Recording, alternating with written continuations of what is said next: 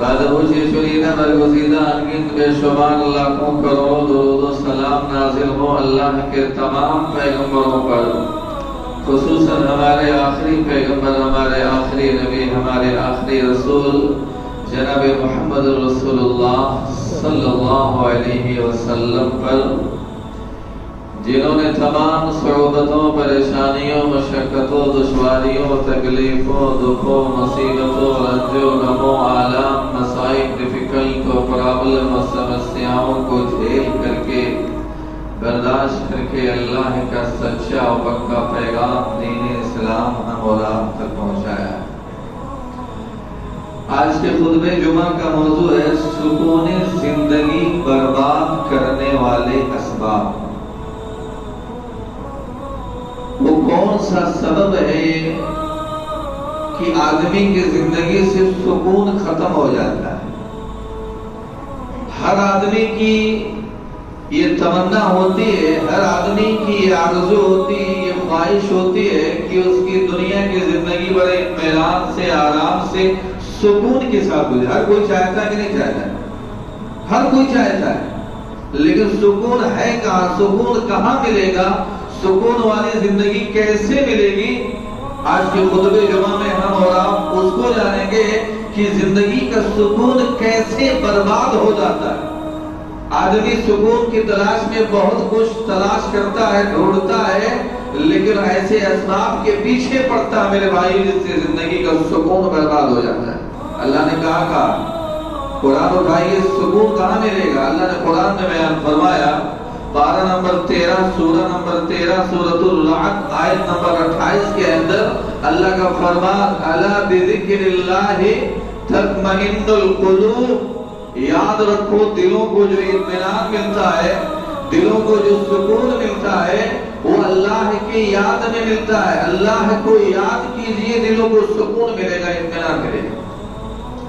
تو سکون زندگی برباد کرنے والے اسباب میں سے پہلا سبب اللہ رب العالمین کی عبادت سے دوری اختیار کرنا۔ جی ہاں میرے بھائیو، جو آدمی اللہ رب العالمین سے دور ہو جائے، اللہ کی مسجدوں سے دور ہو جائے، قرآن سے دور ہو جائے، نماز سے دور ہو جائے، صرف دنیا میں لگ جائے نا، تو اس کو زندگی میں سکون نہیں ملے گا، بلکہ اللہ تعالیٰ نے خود قرآن میں بیان فرمایا کہ ہم ایسے آدمی کی زندگی کی، دنیا کی زندگی میں تنگی میں مبتلا کر دیتے ہیں، سکون چھین لیتے ہیں، دنیا میں وہ پریشان حال رہتا ہے جو اللہ کے ذکر سے اعراض کرتا ہے، یعنی اللہ کے گھروں سے دوری اختیار کر لیتا ہے۔ اللہ نے خود قرآن میں کہا میں اس کے دنیا کی زندگی میں تنگیوں میں مبتلا کر دیتا ہوں۔ دلیل قرآن کی آیت اٹھائیے، پارہ نمبر 16، سورہ نمبر 20، سورہ طٰہٰ، آیت نمبر 124 سے 126 کے اندر اللہ کا فرمان سنیے، وَمَنْ أَعْرَضَ عَنْ ذِكْرِي فَإِنَّ لَهُ مَعِيشَةً ضَنْكًا وَنَحْشُرُهُ يَوْمَ الْقِيَامَةِ أَعْمَى قَالَ رَبِّ لِمَ حَشَرْتَنِي أَعْمَى وَقَدْ كُنْتُ بَصِيرًا قال كذلك أتتك آياتنا فنسيتها وكذلك اليوم تنسى۔ اللہ نے بیان فرمایا جو آدمی میرے ذکر سے اعراض کرتا ہے، منہ پھیر لیتا ہے، میری عبادت سے دوری اختیار کرتا ہے، اللہ نے کہا ہم اس کی دنیا کی زندگی میں تنگی ڈال دیتے، پریشانیوں میں مبتلا کر دیتے، وہ زندگی میں سکون نہیں پائے گا۔ اور یہ تو دنیا کا حال ہے۔ اللہ نے ایسے آدمی کے بارے میں کہا جب ہم قیامت کے دن اسے دوبارہ اٹھائیں گے، زندہ کریں گے، تو ہم اس کو اندھا کر کے اٹھائیں گے۔ وہ آدمی کہے گا قال رب لم حشرتنی اعمی وقد كنت بصیرا، اے میرے رب تو نے مجھے اندھا کر کے کیوں اٹھایا، حالانکہ دنیا میں تو میں دیکھنے والا تھا، میری آنکھ صحیح سالم تھے، مجھے کوئی پریشانی نہیں تھی دیکھنے میں۔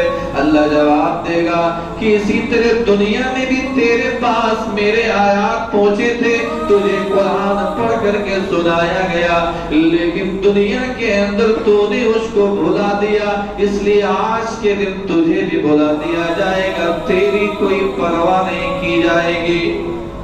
دیکھیے میرے بھائیو، اللہ آخرت میں بھلا دے گا اور اندھا کر کے اٹھائے گا، اور دنیا میں تو آدمی کو تنگی میں ڈال دے گا. سبب کیا ہے؟ اللہ رب العالمین کے ذکر سے اعراض کرتا ہے، اللہ کی عبادت سے دوری اختیار کرتا ہے. عبادت میں دلوں کا سکون ہے میرے بھائیوں. اللہ کے نبی جناب محمد رسول اللہ صلی اللہ علیہ وسلم جب دنیا میں کسی پریشانی میں مبتلا ہوتے فوراً نماز میں مشغول ہو جاتے. بلال کو حکم دیتے، بلال اٹھو، اذان کہو، ہمیں راحت پہنچاؤ. کیا مطلب؟ یعنی تم اذان کہو، ہم نماز پڑھ کے اپنے آپ کو سکون حاصل کریں. لیکن آج کے زمانے میں اذان سن کر کے بہت سارے لوگوں کے سر میں درد شروع ہو جاتا ہے کہ اذان ہو گئی، دکان بند کرنا پڑے گا، مسجد میں جانا پڑے گا، عبادت کے لیے جانا پڑے گا، سر میں درد شروع ہو جاتا ہے. میرے بھائیوں اور میرے نبی کی آنکھوں کی ٹھنڈک، وجعلت قرۃ عینی فی الصلاۃ، صحیح الجامع الالبانی حدیث نمبر 3124. اللہ کے نبی فرماتے ہیں کہ میری آنکھوں کی ٹھنڈک نماز میں رکھی گئی. نماز میں سکون ہے، اطمینان ہے، اور آج کا آدمی نماز سے اللہ کے گھر سے دوری اختیار کرتا ہے.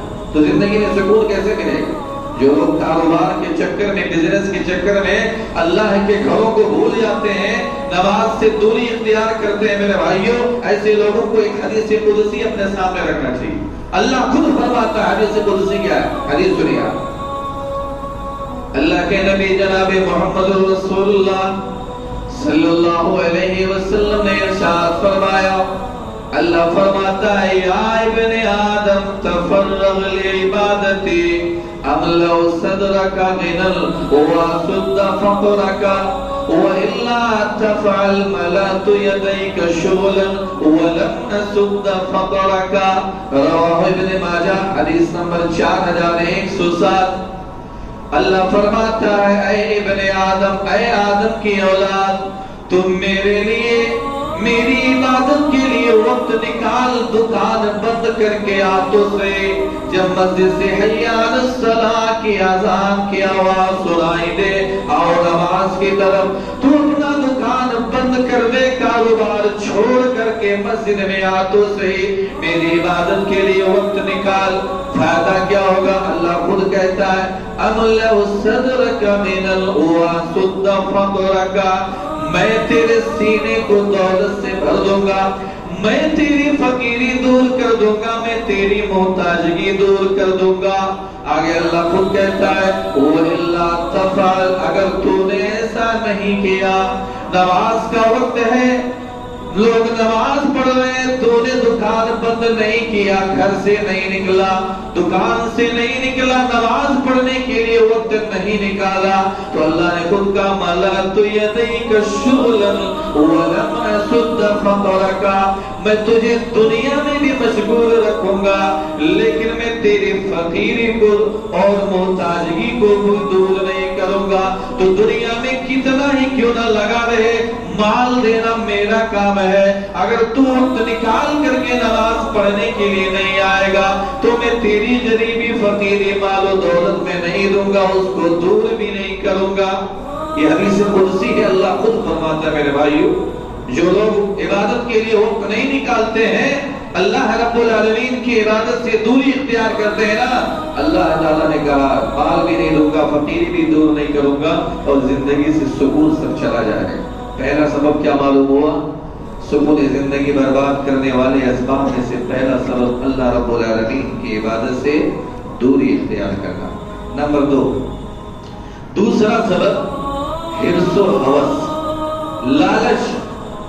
میرے بھائیو، لالچ بڑی بری بلا.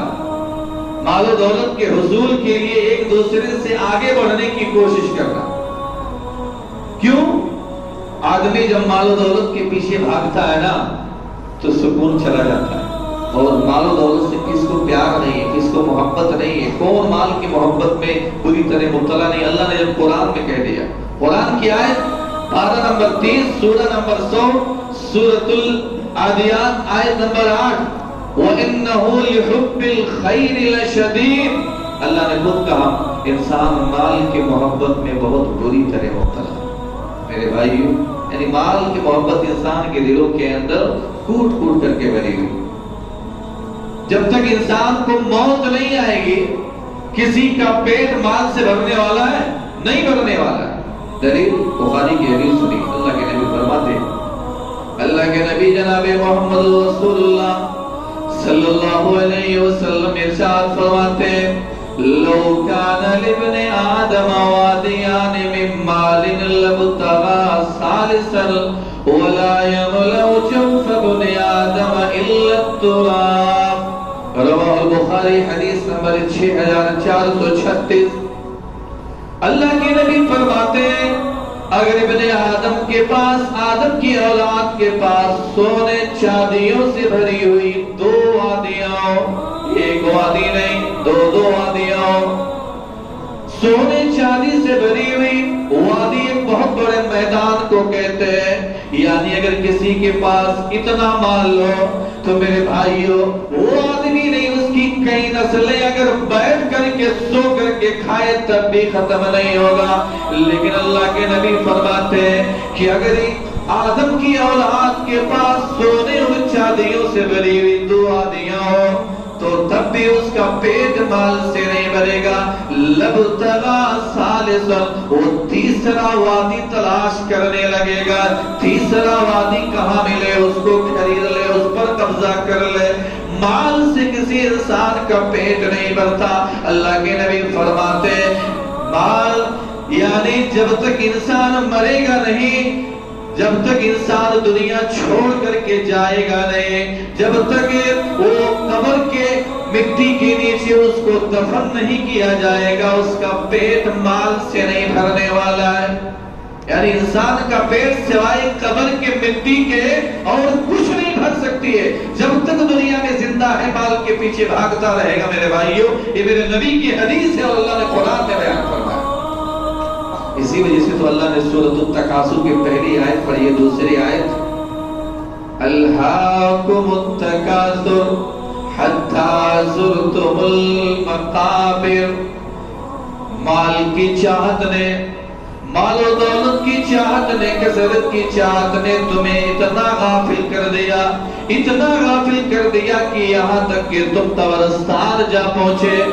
یعنی جب تک تمہاری موت نہیں آئی لوگوں نے تمہیں اپنے کندھے پہ اٹھا کر قبر میں مٹی کے نیچے دفن نہیں کیا، جب تک تم مال و دولت کے پیچھے ہی بھاگتے رہے، اتنی چاہت تمہارے اندر اس کی پڑی تھی۔ تو میرے بھائی حرص و ہوس یہ لالچ بڑی بری بلا ہے جس کے اندر سکون ختم ہو جاتا ہے۔ کیوں؟ آدمی سوچتا ہے اللہ نے اس کو اتنا دیا ہے میرے پاس اتنا کیوں کم ہے، اس کے پاس خود کا 2 محلے کا گھر ہے، میرے پاس کیوں ایک ہی محلے کا گھر ہے، اس کے پاس 4 ویلر گاڑی ہے تو میرے پاس 2 ویلر ہی کیوں ہے۔ آدمی اسی میں ہمیشہ ٹینشن میں رہتا ہے اور ڈپریشن کا شکار ہو جاتا ہے، اللہ نے اس کو اتنا دیا مجھے کیوں نہیں دیا۔ اسی لیے میرے نبی کی ایک حدیث ہے میرے بھائیوں، اگر آدمی اس پر عمل کر لینا تو زندگی میں سکون ہی سکون ہے، سکون برباد نہیں ہوگا۔ وہ حدیث کیا ہے؟ صحیح مسلم کی حدیث ہے، حدیث نمبر 2963 2963۔ اللہ کے نبی فرماتے ہیں انظروا الی من هو اسفل منکم ولا تنظروا الی من هو فوقکم فانه اشدر الا تزدروا نعمت اللہ علیکم۔ اللہ کے نبی فرماتے ہیں دین کے معاملے میں تم اپنے سے اوپر والے کو دیکھو۔ جہاں روزہ نماز کرنے کا مسئلہ ہے نا تو اپنے سے اوپر والے کو دیکھو، لیکن دنیا کے معاملے میں اللہ کے نبی فرماتے ہیں اپنے سے نیچے والے کو دیکھو۔ جب اس طریقے سے تم دیکھو گے نا تو اللہ کی نعمتوں کو کبھی بھی حقیر نہیں سمجھو گے۔ میرے بھائیو مثال سے آپ کو سمجھاؤں تو سمجھ میں آئے گا دنیا کے معاملے میں اپنے سے نیچے کیسے دیکھنا ہے۔ جس کے پاس خود کا گھر ہے میرے بھائیوں وہ آدمی اپنے سے نیچے اس آدمی کو دیکھے جس کے پاس خود کا مکان نہیں ہے، جو کرائے میں رہتا ہے، بھاڑے کے گھر میں رہتا ہے، اور جس کے پاس وہ اچھے گھر میں بھلے ہی بھاڑا دے کر کے رہتا ہے، جس کے پاس ہے وہ اپنے سے نیچے ان لوگوں کو دیکھے جو جھوپڑ پٹی میں رہتے ہیں۔ جھوپڑ پٹی میں رہنے والا اپنے سے نیچے ان لوگوں کو देखें जो फुटपाथ पर सो करके अपने रात को गुजार देते हैं मेरे भाइयों। जिसके पास 4 व्हीलर गाड़ी है वो अपने से नीचे 2 व्हीलर गाड़ी को देखे कि उसके पास 2 व्हीलर गाड़ी है। 2 व्हीलर वाला अपने से नीचे साइकिल चलाने वाले को देखे, साइकिल चलाने वाला उस आदमी को देखे कि चलो अल्लाह ने मुझे साइकिल दिया, थोड़ा आदमी के पास साइकिल भी नहीं है। और जो आदमी साइकिल भी नहीं है लेकिन अपने पैरों पे चल सकता है ना, वो आदमी अपने से नीचे वाले को देखो जिसको अल्लाह ने दोनों पैरों से मालूम कर दिया है कि अपने पैर पे वो चल भी नहीं सकता है। जब अपने से नीचे वाले को हम देखेंगे ना तो जिंदगी में मेरे भाई सुकून ही सुकून मिलेगा। ऊपर वाले को देखोगे तो घबराओगे, हमेशा टेंशन में रहोगे और सुकून खत्म हो जाएगा, जिंदगी से सुकून चला जाएगा मेरे भाइयों। हम और आपके आइडियल कौन है जरा देखिए, कौन है? हमारे आखिरी पैगंबर जनाब मोहम्मद रसूलुल्लाह सल्लल्लाहु अलैहि वसल्लम। मेरे भाइयों अल्लाह के नबी दुनिया से किस हालत में चले गए, दुनिया से आप कैसी जिंदगी गुजार करके चले गए? सिर्फ एक हदीस का आखिरी टुकड़ा मैं पेश करता हूँ, अल्लाह की कसम आंखों से आंसू आ जाते हैं जब इस हदीस को सुना जाता है कि मेरे नबी जो इमामुल अंबिया, कायनात में सबसे अजीम मकाम जिनका था, दुनिया से किस हाल में चले गए? बुखारी की हदीस, हदीस नंबर 4913 4913। हज़रत उमर बिन खत्ताब रज़ियल्लाहु ताला अन्हु एक मर्तबा अल्लाह के रसूल सल्लल्लाहु अलैहि वसल्लम की खिदमत में हाजिर हो, आपके घर तशरीफ ले जाते हैं। अल्लाह के नबी जब घर पर, अल्लाह के नबी के घर हज़रत उमर पहुंचते हैं तो देखते हैं कि अल्लाह के नबी जमीन के ऊपर एक खजूर की चटाई के ऊपर लेटे हुए हैं और आपके जिस्म मुबारक और चटाई के दरमियान में कोई बिस्तर नहीं है, कोई गद्दा नहीं, कोई कपड़ा नहीं है और घर में बेसरो सामानी का ये आलम है कि सिवाय सर के नीचे एक तकिया है और सर के पास पानी पीने का एक मशकीज़ा था। यही 2 चीजों के अलावा पूरे घर में कुछ नहीं था और अल्लाह के नबी के जिस्म पर चटाई के निशानात बन गए थे। हज़रत बयान फरमाते हैं कि चटाई के निशानात आपके पीठ पर बन गए। घर में सिर्फ एक तकिया और पानी पीने के मशकीज़े के अलावा कुछ नहीं है। यही हालत देख करके मेरे आंखों से आंसू आ गए, मैं रोने लगा। अल्लाह के नबी फरमाते हैं, ऐ उमर क्या बात है, क्यों रो रहे हो, रोने की वजह क्या है? हज़रत उमर बिन खत्ताब रज़ियल्लाहु ताला अन्हु फरमाते हैं, अल्लाह के रसूल, ये कैसर और किसरा के बादशाह किस तरह आराम की जिंदगी गुजर बसर कर रहे, आप सबसे अफजल है, यानी मखलूकात में आपका एक अजीम मकाम है, इसके बावजूद आपकी ये जिंदगी कैसे गुजर बसर हो रही है? मेरे भाइयों अल्लाह के नबी ने उसी मौके पर फरमाया था, ऐ उमर क्या तुम इस बात से खुश नहीं हो कि उनके लिए दुनिया है और हमारे लिए मेरे भाई यानी जन्नत हमारे लिए, अल्लाह ने हमारे लिए जन्नत तैयार कर रखा है। आज हम लोग मेरे भाइयों अल्हम्दुलिल्लाह अल्लाह का शुक्र अदा करना चाहिए कि हर आदमी के घर में खाना महीनों का भरा रहता है, महीनों का राशन रहता है। हर आदमी के घर में अल्हम्दुलिल्लाह फ्रिज है, कूलर है, वॉशिंग मशीन है, सारी जरूरियात हमारे घरों के फ्रिज को खोल करके देख लिया जाए, उसमें फल फ्रूट मिठाइयाँ रहती हैं, हमारे घरों में महीने भर के राशन रहते हैं। मेरे नबी के घर में देखिए एक मशकीज़ा और एक तकिए के अलावा कुछ नहीं और सोने के लिए चटाई पर सो रहे हैं, एक कोई गद्दा नहीं है, कोई बिस्तर नहीं है, फिर भी हम और आप हमेशा रोते रहते हैं अल्लाह ने कुछ नहीं दिया, है कि नहीं मेरे भाइयों? रोते रहते अल्लाह ने कुछ नहीं दिया।